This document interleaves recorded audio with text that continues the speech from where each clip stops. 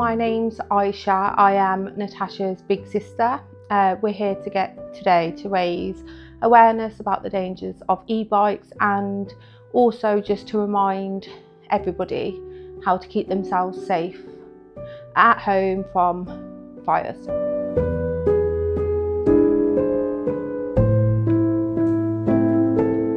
Natasha, in my eulogy, when we had her funeral, I said she had the loudest smile, the biggest heart, but the saying, wait until she opens her mouth, couldn't be more apt, because Natasha was so timid and she was little and she'd have a very soft-spoken voice at times, but if she wanted you to hear her, she would absolutely make you hear her. She was sassy, but very intelligent, driven. She had a really kind heart, extremely selfless, and everything was an occasion or a celebration. So you had a difficult week at work and you survived the week at work, it would be a little goodie bag with a card to say, oh, I'm proud of you, well done for your resilience, a candle or some of the little bits and bobs. And she was just so thoughtful, absolutely devoted to Tiagi and Medusa, her dogs, which she would be unhappy with me saying dogs, I have to call them babies. She loved my dog, Pebbles, and she was just overall a really selfless person, and her heart remained so pure despite all of the struggles that we went through as children going into adulthood, including losing our brother Lewis. But she just always remained so kind-hearted, so selfless, and just a beautiful person, really.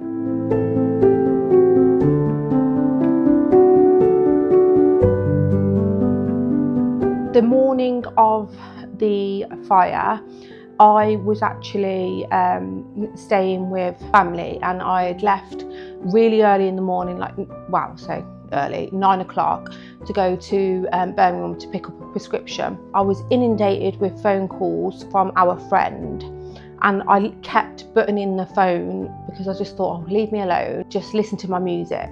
And then I had some calls off my stepdad. Again, I buttoned them initially. I answered one of the calls and I had a go at them. I was like, leave me alone, let me listen to my music. And our friend was just hysterical and said, Tashi and Carlo and the dogs are dead. You've got to get back. And I was just like, yeah, I swore actually. And I said, that's not funny. Whatever.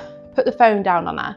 Tried to call Natasha, she wasn't answering. I was a bit confused and I was just completely dazed, and she kept trying to call, so I had answered.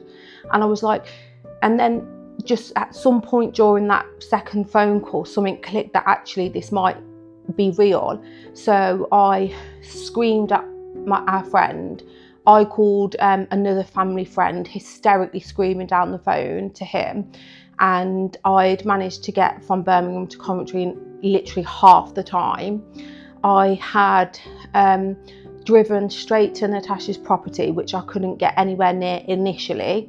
Didn't put my car's handbrake on. I left the doors open, I left it running.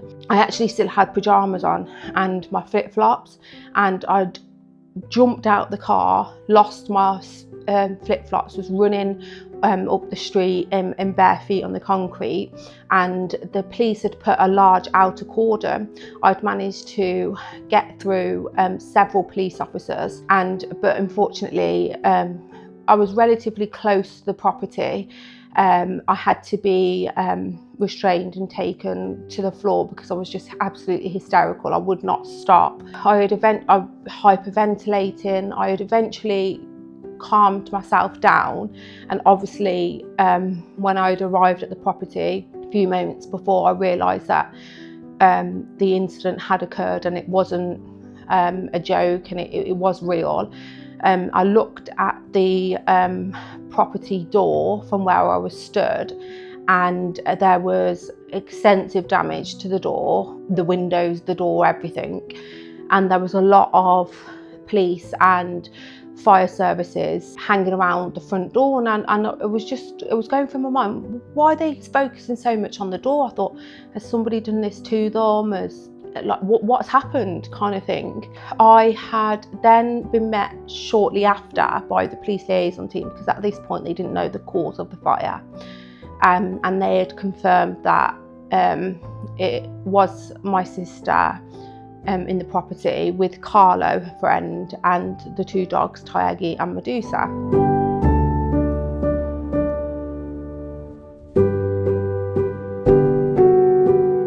And the only way I can describe it is like you've got water in your ears and you can't quite hear. You can hear external noises, but it's really muffled. Then I just thought to myself, there is no way this is happening. There is no way this has happened to Natasha.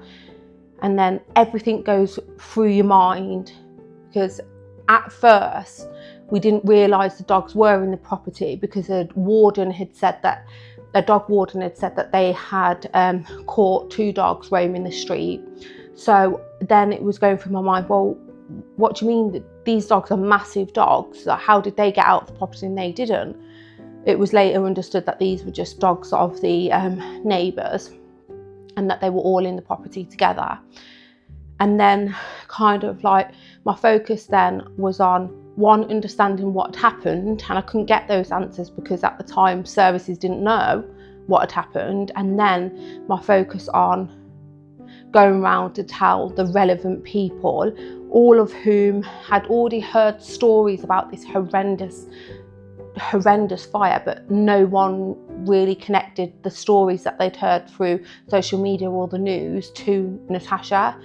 And then I had to go around to everyone's properties and just let them know kind of what had happened. I hated being that person, because I just wanted to just stay near the property, because at that time Natasha, Carlo and the 2 dogs were still there, and I wanted to stay near them. But then I had this responsibility of telling everyone that I had to then meet with Carlo's mom, who was devastated. I was just devastated, and there was just nothing that I could say to comfort her or comfort anyone else.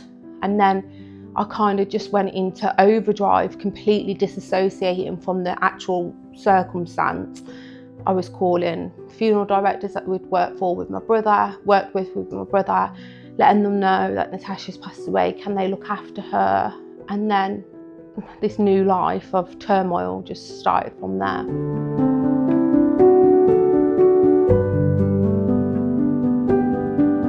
Shortly after Natasha passed away, I had to go into a mental health hospital due to just my inability to cope with losing Natasha. I mean, she's more like my daughter than my sister. We had a really, really close bond, pretty much unbreakable. We fought like sisters, we fell out, always come back together, no difference in relationship.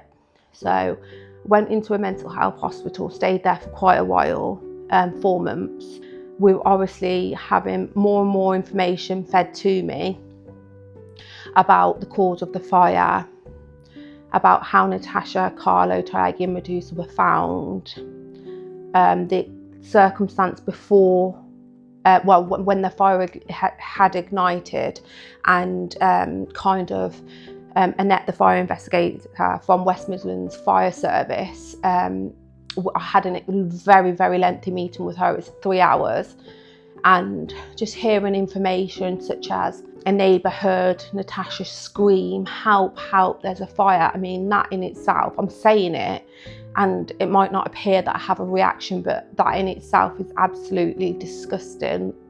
A thought that she was just aware, albeit it would have been very, very short amount of time from her awareness to becoming unconscious because of how toxic the smoke is.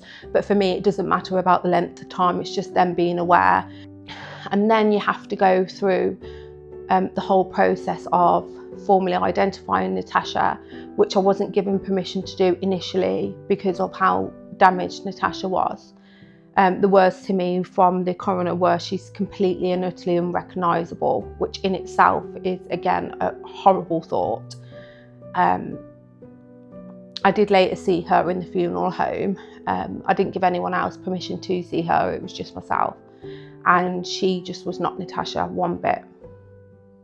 There was nothing a part of the person that I saw that resembled Natasha. Therefore, to confirm her identity, we had to do a DNA test. And then spent all that time in hospital, and here I am. I literally think about it every day. I can remember every single second of it. I always say that when I take part in any kind of awareness campaigning or any interviews or anything along those lines, I want to do it because I feel it's very important to spread awareness to help prevent this from ever happening to any other family. But I hate that I have to do it, because I hate that I have to talk about Natasha knowing that she's passed away and knowing that she's not with me anymore. I think that it's important to raise awareness, because whilst I don't feel any passing of any loved one is easy or better, the trauma doesn't just stop when the fire does. So we've lost Natasha, Carlo, Tyagi and Medusa, extremely important people to myself and dogs, to myself, to Carlo's family, to my extended family, but also as well, her whole life was in that property. We have no belongings from Natasha. I actually have one paper card that survived the fire, and one photo album which survived the fire, which is peculiar that they survived with no damage. But that's it. Absolutely everything else that was in that property that could be retrieved has been significantly damaged by the fire, and smells of smoke. And also, I didn't get the opportunity to sit and not be horrified by what I saw of what was left of Natasha. You then have to think about hearing things like she was screaming, desperate for help, and on all those kind of things. So there's no comfort in any part of the process, and I do not, desperately don't want any other family to go through what we have gone through and what we are going through, because I'm telling you now, it's absolutely horrendous. Every day I wake up, think of Natasha. Throughout the day I think of Natasha, how she passed away, before her life before she passed away. But you can't not know that she passed away from a horrific incident that she was aware of, and how they were found. They tried to shield themselves with furniture in their room and stuff like that. It's just trauma upon trauma, and I don't want another family to go through that, especially for an item, a material item that provides extremely short amount of enjoyment. It's just categorically not worth the risk.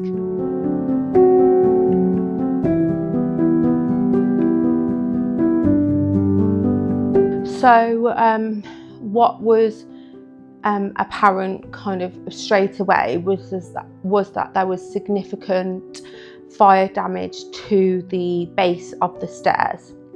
Through extensive investigation from Annette, the fire investigator associated with the case from West Midlands Fire Service, is that it was found that the fire was caused due to the lithium-ion battery that was attached to Carlo's bike, in turn making it a converted e-bike. The battery had gone into thermal runaway, which is a process where a tiny little pocket within the battery explodes, and then in turn it makes the other little pockets in the battery explode also. Annette mentioned, I think she'd found around 80 plus little pockets that had simultaneously exploded, which then obviously caused this extremely toxic, fast acting fire. Natasha actually never ever allowed Carlo to have the bike in the property because the wheels would ruin her carpet. And just this one time, I'd seen her midnight before the incident. The incident happened around 4:30, 5, and I think she must have just been so tired. She just was like, oh yeah, okay. Carlo had a lock to keep the bike outside, but on this one occasion he had put it on charge. They had obviously gone to bed because Natasha left me at 12:15. It takes 15 minutes to get home, so they must have pretty much gone to sleep straight away.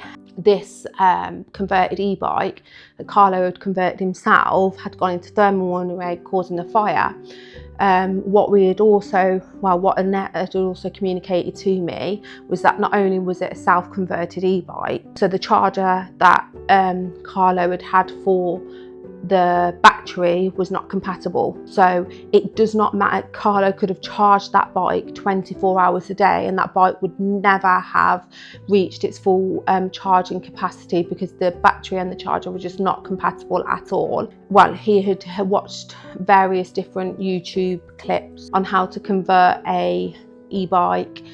He had bought the battery off one marketplace. Well, it was a very unsafe thing to do that he was completely unaware of at the time. He was actually extremely excited that he had had this bike that he had made himself, completely unaware of the risks. I'm really glad that I've got this opportunity because the information that I will shortly relay is so simple, but just people just don't think about it. And I think that lots of the time people have fire safety training with specific roles if in their employment or really early on in school. But one thing that didn't help my sister was that she kept absolutely all of her doors open, and her bedroom was the first bedroom coming off the landing and the stairs, which is obviously the base of the stairs is where the bike was. She kept all of her doors open.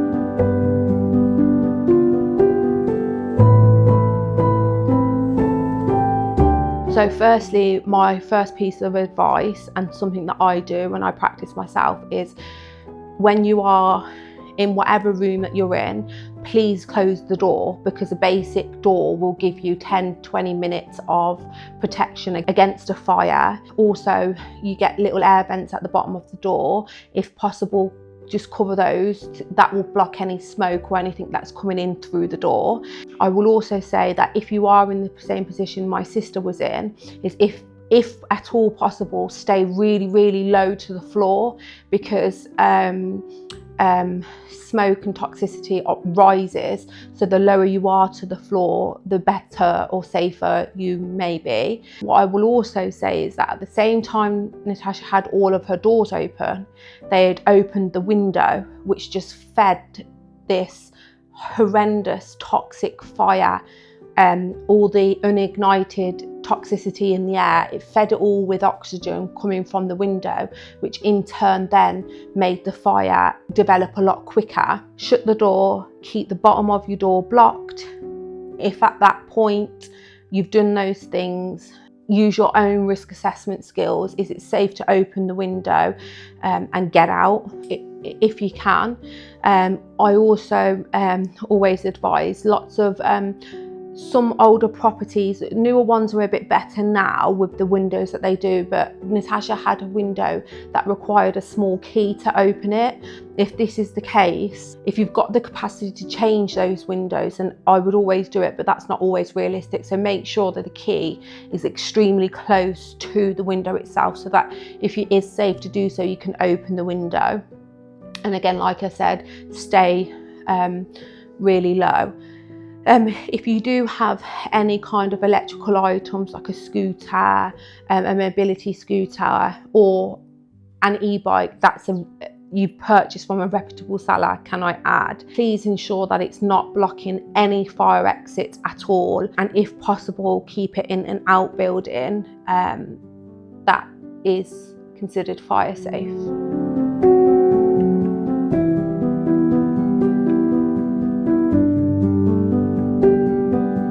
I'm happy and extremely privileged and proud to be part of the Safer Homes campaign, because it is what it says on the tin. It is trying to support, help and enable people create a safe environment for them to live in, enjoy their time in, and have their homes be safer. It's really, really important for yourselves, for your family. There is no better place in this earth than being at home, and we just want that to be a safe environment for everyone.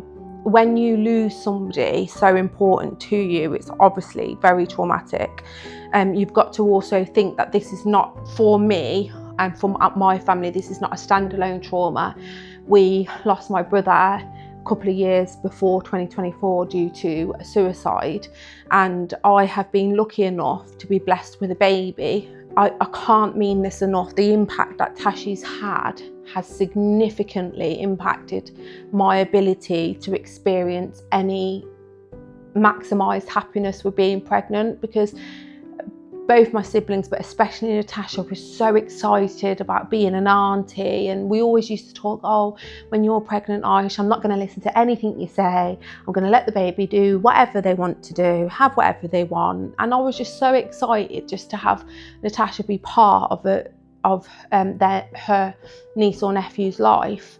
But this baby, who I've always wanted to be a mom, and I've yearned for it for a long time. My first pregnancy also, I just can't enjoy it, if I'm being honest at all, because I'm traumatized by losing Natasha, and I feel unbearably guilty about not being able to give my child a relationship with his auntie. And I think it's really important that people realise that actually you've got to think that should you own a product and it not come from a reputable source, that something as serious and as fatal as this can happen. And then you've got to also realise that it's not you that has to deal with the rest of your life here. It's people that you leave behind. And actually, my sister will not be part of my baby's life the same way. And that's absolutely heartbreaking. And I can't experience happiness as I should do, because I'm still so heartbroken over losing Natasha.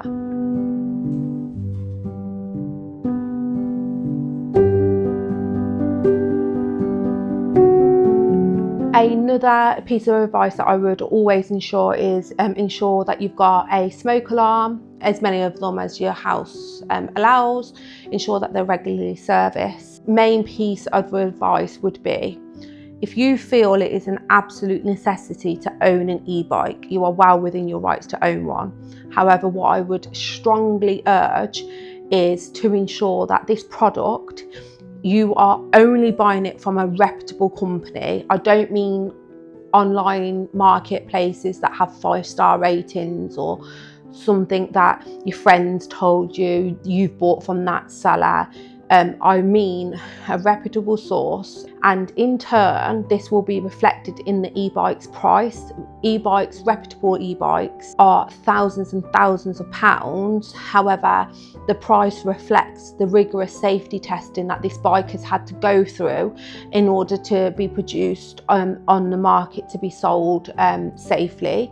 So unless you have the capacity to spend a lot of money, thousands and thousands of pounds on a bike that you are able to purchase from a reputable company, then my advice is it is categorically not worth owning a e-bike that you've converted yourself or bought different parts from different companies, because it is more likely than not that you will be faced with the same situation as my sister and Carlo and the 2 dogs. And actually the fire developed 1 minute, and seconds later her whole property was completely engulfed. And we are also not talking about a kind of fire that's kind of easy to manage per se.